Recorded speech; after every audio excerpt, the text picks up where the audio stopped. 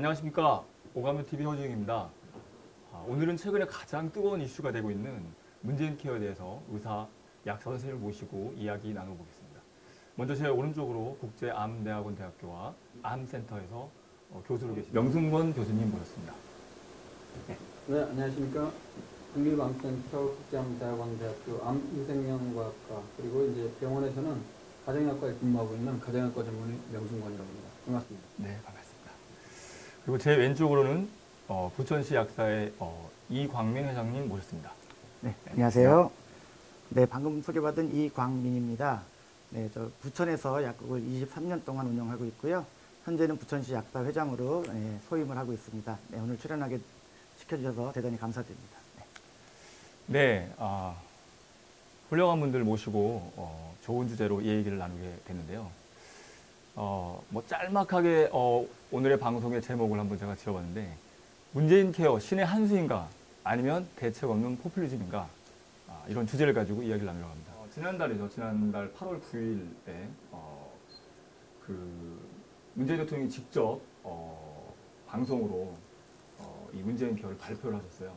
뭐 내용을 아시는 분도 있고 잘 모르시는 분도 계실 텐데, 국민 여러분하고 시작하는 제가 그 연설문 지금 원본을 보고 있는데, 그 내용을 간략하게 말씀드리면, 그러니까 이 내용을 보면 이 모두 이 앞에 발언이 되게 좀 마음에 닿더라고요.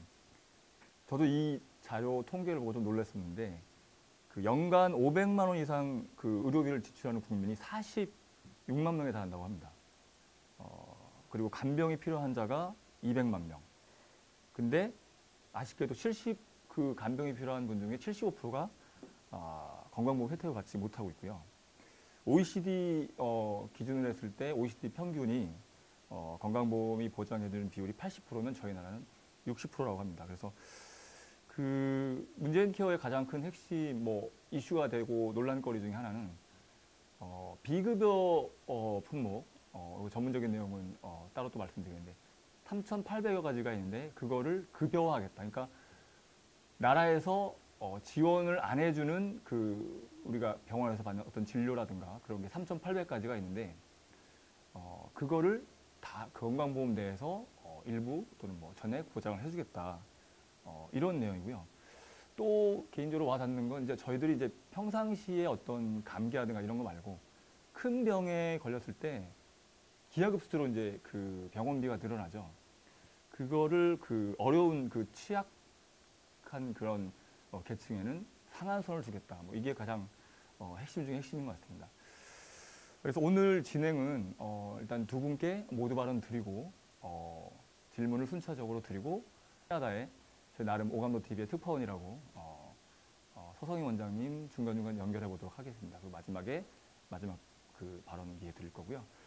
자, 그러면 먼저 제가 아무래도 이 문재인 케어의 가장 큰 영향이 있다고 할까요? 의료계라고 할 수 있기 때문에 교수님께 먼저 한번 질문을 드리겠습니다.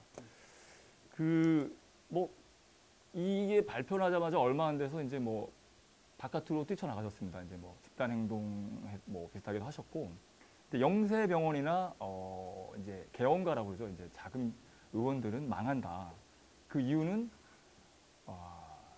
요약해서 말씀드리면 저수가죠. 저희 나라가 저수가. 전문가들은 어느 정도 인정하는 그런 부분인데 저수가여서 그거를 나름대로 보전하는 방법이 비급여였습니다. 근데 그거를 나라에서 그 건강보험 재정으로 넣는 것까지는 좋은데 누구나 다 찬성하죠. 근데 이게 명문화하고 규정 안에 넣다 보면 그게 줄어들 수 있다는 그런 염려가 있는 것 같습니다. 어떻게 보시는지요, 교수님? 네, 이거 좀 길게 얘기를 해야 될 부분이긴 한데 앞부분에서는 좀 요약을 해야 되기 때문에 좀 간단하게 좀 일단 말씀드리겠습니다. 일단 첫 번째로는 이번에 문재인 케어 일견 그 대다수 국민들에게는 굉장히 도움이 되는 내용으로 비춰질 수밖에 없습니다. 맞습니다. 왜 그러냐면 그동안 비급여 부분을 우리 국민들이 100% 자신이 부담하는 것들이 굉장히 부담이 됐었는데 그것을 이제 국가에서 내준다는 얘기예요. 그러니까 일견 이제 좋아 보이지만은 내용적으로 봤을 때는 그게 진짜 좋은지에 대해서 의문이 든다는 거죠. 그 이유는요.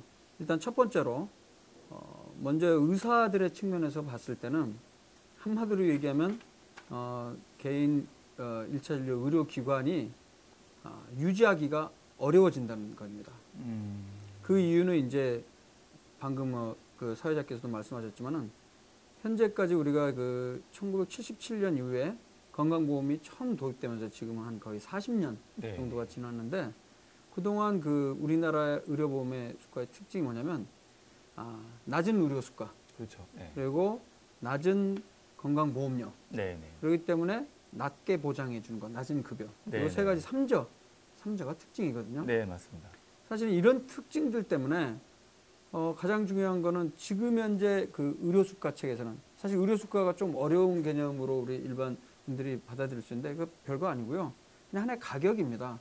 그렇죠. 우리가 슈퍼에 가서 물건을 살 때 그래서 맥주를 예를 든다면 맥주 한 병에 예를 들어서 뭐 2,000원 혹은 3,000원이다. 그러면 거기에 가격이 있듯이 네, 네. 의사한테 진료를 받았을 때 그 의료행위 서비스에 대한 가격이라는 게 존재하거든요. 네, 네. 근데 그 가격이 40년 동안 원가의 대략 70% 선, 80%를 넘지 않은 선에서 책정이 돼 있다는 게 가장 큰 문제였다는 거예요. 네, 그러니까 이거는 그냥 가격도 아니고 원가의 70%다 보니까 네, 네. 우리가 물건을 팔 때도 원가에다가 한 10%, 20% 정도 네, 얹어야지 그 마진이 남아갖고 운영을 그렇죠. 할 수 있지 않습니까? 근데 그렇게 낮은 상황이기 때문에 문제라는 거예요. 근데 이제 이런 얘기를 제가 하면 많은 분들이 이렇게 생각해요. 아니, 어떻게 그렇게 원가보다 낮은 가격인데 병원은 이렇게 잘 그래도 운영하는 데는 운영하고 의사들 수입 많아갖고 강남에도 뭐 아파트 사고 그러냐. 네. 근데 그거는요, 40년 동안, 보험과 관련한 거는 수가 자체가 낮다 보니까 방금 그 말씀하신 비급여로 먹고 사는 거예요. 한마디로 얘기하면. 비급여를 많이 늘린 거예요. 네, 네. 그렇기 때문에 결국에 지금 이번에 이 문재인 케어에서 얘기하고 있는 비급여를 급여로 돌리는 문제는 일견 국민들의 입장에서 봤을 때는 돈 많이 나가는 비급여를 급여로 돌려줌으로 해서 국가에서 보장을 해주니까 좋긴 한데 네, 네. 사실 비급여가 생긴 근본적인 원인은 낮은 의료 수가 때문이기 때문에 기본적으로 낮은 의료 수가를 정상화시키지 않으면 근본적으로 해결되지 않을 것이라는 게 제 생각이고요. 네, 네. 그리고 그런 게 해결되지 않은 상태에서 비급여를 급여로 돌리게 되면 네. 결과적으로는 기본 그 개원가는 의사들 입장에서는 망할 수밖에 없다라고 주장을 하는 거예요. 네, 네. 그리고 이제 두 번째 문제의 가장 중요한 건요. 과연 이러한 문재인 케어 그런 정책들이 네. 충분히 그 관련 그 이해 당사자들을 포함해서 일반 국민들과 충분한 의견들이 조율이 된 상태에서 나온 하나의 제대로 된 그 계획이냐 그것이 아니란 겁니다. 제가 보기에는 약간 급조된 듯한 느낌이 들고요. 그래서 어떤 뭐 한편으로는 그래서 아까 설명했듯이 포퓰리즘적인 그런 정책 아니냐 이런 네네. 비판이 나올 수밖에 없다는 것이죠. 네. 그 근거로 대표적인 게 뭐냐면 재정과 관련해서 맞습니다. 네. 지금 뭐 30조 6천억을 그 마련을 충분히 할 수 있고 네. 그래서 5년 동안 충분히 큰 문제 없이 할 수 있다라고 하는데 근데 이 네. 부분에 있어서도 사실 비급여를 급여로 돌리게 되면 의료기관 이용이 굉장히 증가하지 않겠습니까? 상식적으로 생각해도. 네, 옛날에는 초음파 하나 하려면 본인이 뭐 15만 원, 20만 원 냈어야 되는데 네. 네, 그렇죠. 그것이 본인 부담금이 몇만 원대로 떨어지고 국가에서 내준다고 하니까 네. 그럼 더 늘어날 수도 있겠죠. 네, 네. 그런데 과연 이러한 의료 이용이 급격하게 증가할 부분에 대한까지 고려를 해서 그 재정 추계를 한 것인지에 대한 의문이 든다는 것이죠. 그래서 네. 이 두 가지 측면에서 네. 저는 이번 문재인 케어가 좀 너무 성급하게 나온 것 아닌가 그런 생각이 좀 듭니다. 네. 좋은 말씀 잘 들었고요. 간단하게 정리하면 이제 의료계의 그 근거는 이제 낮은 수가다. 낮은 수가를 재영님 말씀대로 비급여로 충당했었고 그 부분이 신뢰가 과연 제대로 보장해줄지 그 부분하고 재정 확보를 그 발표문에서도 30조가 필요하다고 얘기했어요. 근데 그 30조를 제가 이제 추후에 다시 말씀드릴게요. 어떻게 30조고 어떻게 확보한다는 건 제가 추후에 말씀드리고요. 지금 좀 그 의료계 쪽의 얘기를 들으셨는데 사실은 이게 용어는 의료 수가는 많이 들었어요. 이제 양료 수가라고 해야 될지 이제 이 약국가도 이제 수가가 있는데 비슷한 처지인 것 같아요. 근데 어쨌든 그 약계의 입장은 어떤지 회장님께 한번 여쭤보겠습니다. 네. 약계의 입장을 제가 대변하는 것은 아니기 때문에 제가 네네네. 약계 입장을 말씀드린다고 할 수는 없고요. 개국약 제가 네. 이제 바라보는 관점인데 지금 우리 명승건 교수님께서 말씀하신 부분은 전부 동의하는 부분이 많고요. 네네. 그럼에도 불구하고 이제 결론부터 말하면 저는 그 문재인 대통령이 이번에 문재인 케어를 굉장히 그 진정성 있게 내놓았다 이렇게 저는 판단을 하고 있습니다. 그 우리나라 건강보험 제도는 다른 나라에서 벤치를 하기 위해서 우리나라를 찾아올 만큼 아주 잘 마련된 제도인데 또 그 예전에 전재희 복지부 장관일 때죠. 미국에 가서 저희 제도를 또 우리 소개까지 한 굉장히 그 세계적으로는 호평받고 있는 제도입니다. 건강보험 제도가. 근데 이게 그 처음 시행될 때의 문제점을 안고 시행된 부분이 있습니다. 그래서 교수님께서도 잠깐 말씀을 하셨는데 77년도에 저희가 건강보험을 도입하면서 그 당시에 우리나라가 아직 충분히 경제적으로 발전되어 있지 않은 상황이었고 또 이 소득 파악률이 굉장히 낮았기 때문에 네네. 보통 이 사회보험 제도들은 사회적 약자의 건강 안정망을 구축하기 위해서 만드는 제도인데 저희 나라는 아주 이례적으로 오히려 부자들부터 건강보험 제도를 시행한 나라입니다. 그래서 맞습니다.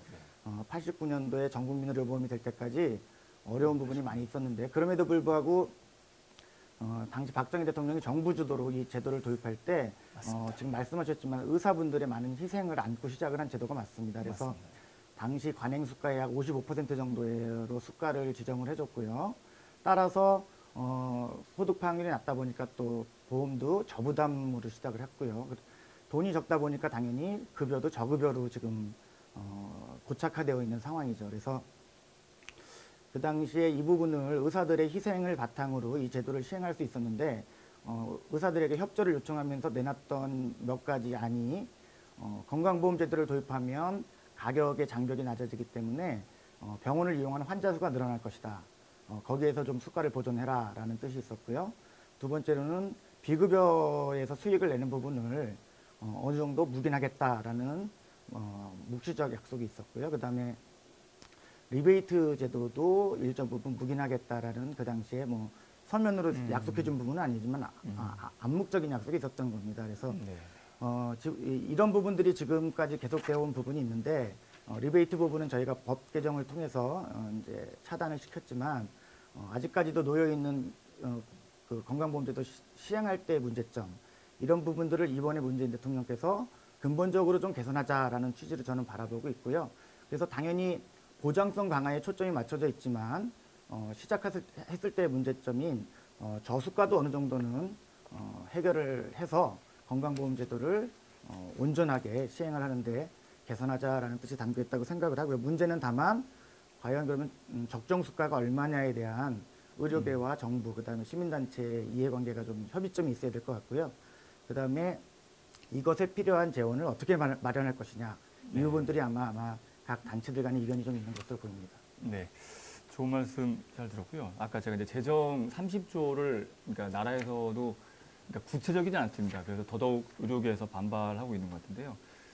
그러니까 나름 정부가 발표할 때까지 근거로 내세운 거는 그 지금 이게 좀 저 이제 오늘 이 문재인 케어 이 방송이 오늘 하루로 끝날 것 같지는 않아요. 계속 이제 나라에서도 업데이트를 하고 발표할 거고 계속 의학계에서 얘기가 나올 텐데 일단 뭐 오늘 첫 번째 시간 일단 제가 말씀드리고 싶은 게 그 건강재정 그 보면 그 매해 남는 거를 이월하게 되죠. 그 적립금이 지금 20조가 있습니다. 20조. 그러니까 다시 처음부터 말씀드리면 30조가 필요하다고 이제 5년 동안 30조가 필요하다고 얘기를 하셨는데 현재 건강재정보험 적립금이 20조가 있고 그 중에 반을 써서 10조를 확보하고 그리고 보험률이 평균적으로 10년간을 지켜볼 때 3.2%가 인상을 했어요. 근데 그게 5년을 생각하면은 이제 뭐 15조가 확보된다고 합니다. 그러면 25조죠. 그리고 나머지 5조를 뭐 17%에 해당하는 건데 국가에서 보조를 하겠다. 그래서 30조를 확보한다. 거기 더불어 30조 가지고 사실은 글쎄요 기하급수적으로 늘어날 것 같거든요. 아까 뭐 교수님께서 잠깐 염려하셨듯이 의료 쇼핑이라는 그런 패단도 나올 수 있고. 근데 그럴 경우에 이제 저희들이 다들 아시겠지만 소득이 증가하면 보험료도 올라가죠. 그게 보통 또 6.4% 정도 평균적으로 인상된다고 봤을 때 추가로 56조가 더 거친다. 뭐 이런 그러니까 사실은 이거는 그냥 솔직히 죄송한 얘기지만 탁상 공론이에요. 그러니까 그냥 계산기 두들기는 거하고 현실은 틀리죠. 가장 핵심은 지금 모두 발언을 들으셔도 알겠지만 문재인 케어에 대해서 전 국민이 다 동의합니다. 의사 약사가 다 동의하죠. 가장 중요한 건 근데 그 재정이 과연 확보가 가능하겠느냐.